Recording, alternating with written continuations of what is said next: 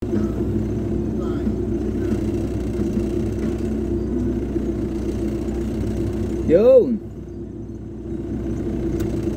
Medyo traffic tayo, so andar na tayo. Go, go, go, go, go. Yan. So yun, papunta kami ngayon sa may gigang Mr. Jones. So medyo first time namin na gig to, na hindi siya production, hindi event. So ang nakaka-excite is Battle of the Bands yung pupuntahan namin gig ngayon. So ano yung kaibahan ng Battle of the Bands na gig or event? So, sa pangkaraniwang event na production, mga event na guesting. So ang kaibahan niya, yung Battle of the Bands kasi competition. So talagang medyo may pressure talaga ron. Medyo may pressure talaga yung pag sumali ka, yung kahit confident ka na dun sa tutugtugin mo, parang na may mental block ka kasi may pressure. So yun, base sa karanasan ko sa Battle of the Band, talaga minsan na may stage fright ka, tapos minsan yung mga nauna sa'yo na tumugtog, ang gagaling, ang lulupit. So parang maaapektuhan yung performance mo nun, nung ganung mga bagay.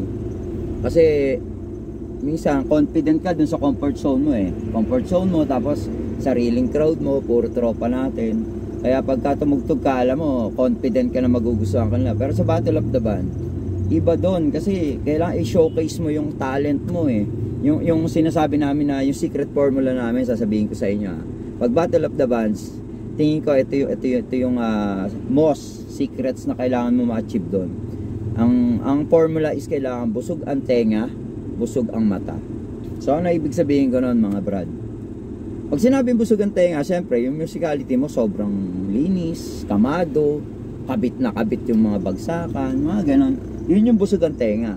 Ngayon, walang kwenta sa Battle of the Bands yung busog lang yung tenga, and then pag pinanood ka, it's so boring. Diba? Parang putang galing tumugtog ng mga to, sayang. Kaya ala walang performance. So yun yung isa na kailangan busog ang mata. Kasi Battle of the Show, you have to perform Ibigay mo yung 101% mo. Kasi pag di mo binigay, tatalunin ka lang. Kahit anong galing mo tumugtog, kung hindi busog ang mata ng manonood at ng judges, medyo maninegative ka nun.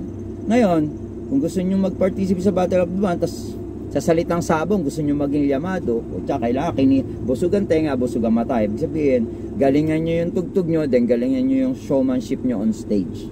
So tingin ko advantage ka na nun, yamado ka na nun pag ganun yung banda mo. So yun, yung iba naman, tulad namin, first time lang kami sasali. Pero ako kasi, yung mga dating banda, lumaki na ako sa Battle of the Band. Kasi dati wala namang mga gig wala namang mga bars. So talagang pag may Battle of the Band, sali talaga kami dyan. Nag-umpisa kami ng puro talo kasi ang gagaling ng mga kalaban. And then along the way, nananalo na kami, nagcha-champion na rin. So mula doon, parang nakuha ko yung formula na yon, yung busog ang mata, busog ang tenga. So pag nagawa mo yon, advantage ka, but it doesn't mean na mananalo ka na, no? Hindi ibig sabihin mananalo kasi marami talagang magaling. So pero advantage ka nun compare dun sa isa lang yung na-hit mo, yung busog lang ang tenga. Walang mangyayari sa'yo, no? Talo ka na agad nun. Busog ang mata, puro performance ka, ang dumi naman ang tugtugan mo, wala rin. So kailangan talaga yun, kombinasyon yun, kombinasyon. Once sasali ka ng laban o ng competition, lalo pag Battle of the Bands, kailangan magawa mo yun. Astig yung tugtugan, astig yung stage performance. Lamang ka na nun, di ba? Lamang ka na nun. And ito yung pinakamalupit na tip din sa mga tropa natin. Hindi ko naman sinasabi magaling kami, no? O magaling ako. Pero tingin ko ito yung pinakamalaking factor, yung tinatawag na song choice. Meron, ang galing yung banda Meron, sobrang galing talaga ng banda. Alam ko, skilled na musician silang lahat Kilala ko sila. Kaya lang, alam mo yan, parang nagkamali sila ng pagpili dun sa Nagkamali sila ng pagpili dun sa panlaban nilang pyesa.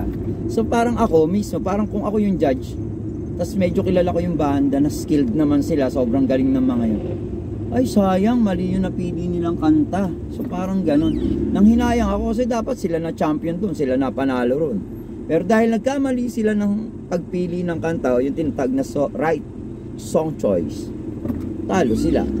So kahit anong gawin nila, parang trying hard yun dati. Hindi ko alam kung nagpamasa sila noon o ano. Kasi ang bagsakan nun mabigat Kaya lang parang nagpamasa sila Parang trying hard yung naging dating. So, sa akin, parang isang tip, yung right song choice, no? Yung tingin mo tama, tas kayang-kaya mo try, nabibigyan mo ng justice. Yun. So, busog ang mata, busog ang tenga, and then right song choice. Pagka yun nagawa mo, llamado ka na sa laban. So, parang ganun. So far, yun lang naman. And sa pagpili ng kanta, as much as possible, bukod doon sa panlaban mo, pili ka ng pangmasa, yung parang first impression mo sa masa, sa crowd. Kasi minsan naaapektuhan ng crowd yung desisyon ng judges. Alam mo yun, minsan may nakalabang kami na, hindi pala nakalaban, nag-judge ako sa Battle of the Band. And then, ang bibigat ng banda, sobrang gagaling, ang ganda ng mga arrangements. And then, may tumugtog na reggae band. Ang tinugtog ng reggae band, Modelong Charing lang. Pero sobrang ganda na arrangement din nila. Ayokong sabihin Modelong Charing lang ayokong sabihin na ganun. Modelong Charing ni Blackjack yung song choice nila. And dahil maganda rin naman yung musicality, busog ang tenga, busog ang mata, and right song choice, sila yung nag-champion. Nakuha nila yung simpatya ng crowd, natuwa yung judges sa kanila. Champion! So, yun yung ilang tips doon, ilang aral na right song choice. And then nagpe-perform, and then ang linis na tugtugan, champion. Pero reggae yung tugtugan, ha. So parang nung 90s kasi pag reggae, pag Battle of the Bands, hindi talaga lumulusot yan nung 90s yung karanasan ko, ha. Pero yung isang event na yon, na-amaze ako kasi tinalo ng reggae band yung mga mabibigat na bandang kilala ko na mananalo. Ang tawag namin mga manunupot sa Battle of the Band. Tinalo niya eh. And mismo ako, kung ako yung judges, champion ko talaga yon. For the first time na nakita ko yung materials nila.